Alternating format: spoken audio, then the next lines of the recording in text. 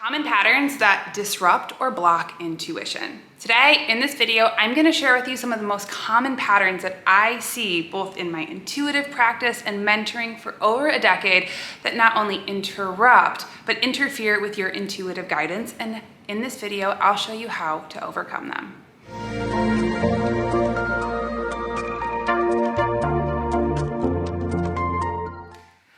Today, we're talking about common patterns that not only disrupt, but block your intuitive guidance. So let's first start with what is a pattern.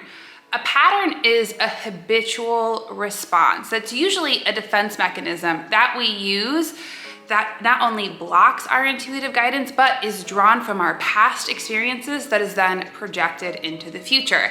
Now, anything that we can see as a pattern is something that repeats over and over and over and over again.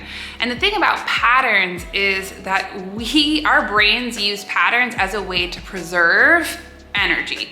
So first, before I go any further, let me introduce myself. Hi, I'm Sonia. I'm a fourth generation intuitive, and I teach you how to plug back into your innate divine self, your intuition. So if you're new here, welcome. I'm so happy you're here. If you're returning, welcome back. Don't forget to hit subscribe and hit that little bell notification because I release new videos every single week. Now, enough with housekeeping. Let's get into the meat and bones of it. So here are some of the most common patterns that I see for over a decade of working with people, both in intuitive readings, mentoring, that are some of the most common ways that people disrupt and interrupt their intuition. So the first pattern, subconscious beliefs. Subconscious beliefs are things that go into our brain that we believe to be true.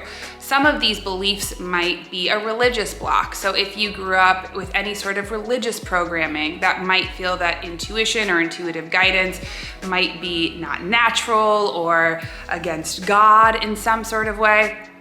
Another pattern that I see often is like, I can't get intuitive guidance, I'm not guidable, I'm stuck. The more that we affirm these things to ourselves, the more that we tell ourselves, I'm not intuitive, I'm blocked, anything like that, those go into our conscious mind and get lodged in our subconscious.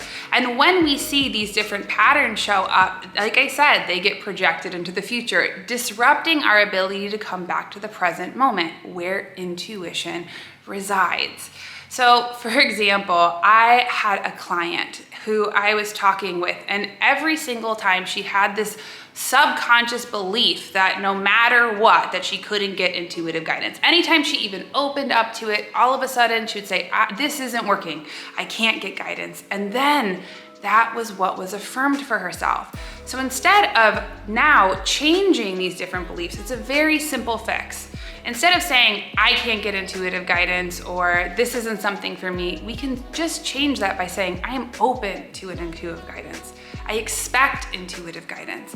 Because the moment that we allow our consciousness to become aware, to open up, that is where we can start to put in new beliefs that disrupt some of those old patterns that don't work for us. So think for yourself, in your world, what are the beliefs about yourself, about your intuition, about getting guidance that you believe to be true? And then ask yourself, is that actually true? Another one that I see, everyone else is intuitive. It's something that's special. Again, not true. You are inherently intuitive. We all respond to vibration. You are a vibrational being. So just by making a little shift, I'm open to intuitive guidance, I expect intuitive guidance, that again starts to change some of that subconscious programming that can get us stuck. A second pattern that disrupts our intuitive guidance, that blocks our intuitive guidance, overthinking. Now, this is really common. You might get a hit, a nudge, something that speaks to you, and that is your intuition speaking to you directly.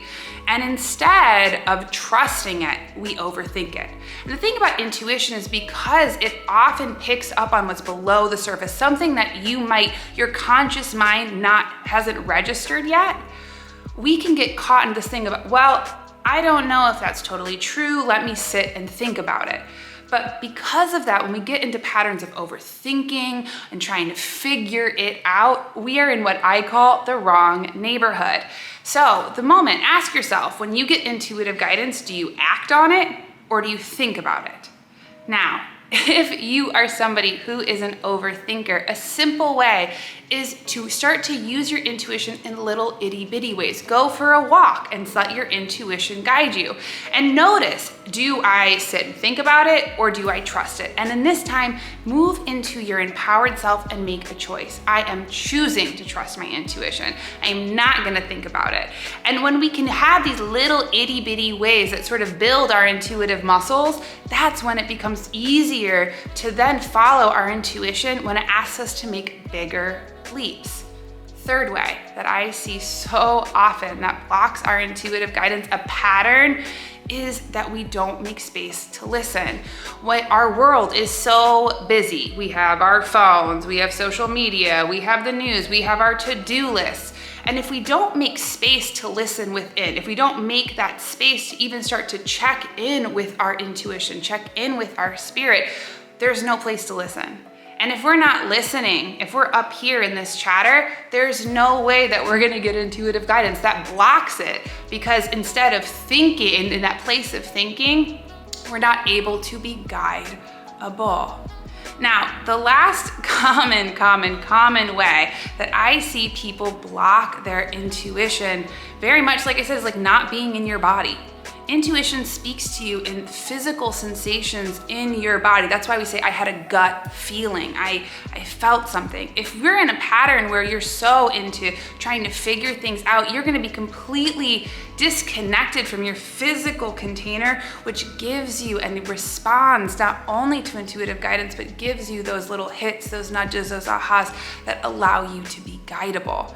So change that pattern in making it a priority to connect to your physical body every day. For me, I have a yoga practice that I use every single morning, and that's a way that I use to check back in with my physical body and to bring mind and body. If yoga's not your thing, it can be going for a walk, it can be anything, dance, movement, anything at all. Because intuition requires you to be flexible. And if we're not able to act and to move, our intuitive guidance just becomes more overthinking, becomes more information that disrupts our ability to get intuitive guidance. So I wanna ask you, what are some of your most common patterns that you've seen that block your intuitive guidance? Is it old outworn beliefs around your intuition, about what it even means to be intuitive? Is it overthinking and wanting to make sure that you have the right answer instead of one that's true?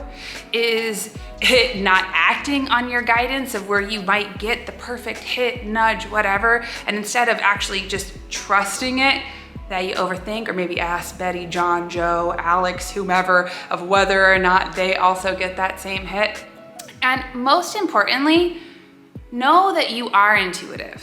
Like I had a video a few videos ago, there are 4 decisions that you need to make in order to trust your intuitive guidance. 1, be open to it. That's where I'm open to my intuitive guidance. 2, expect intuitive guidance. I expect my intuition to work.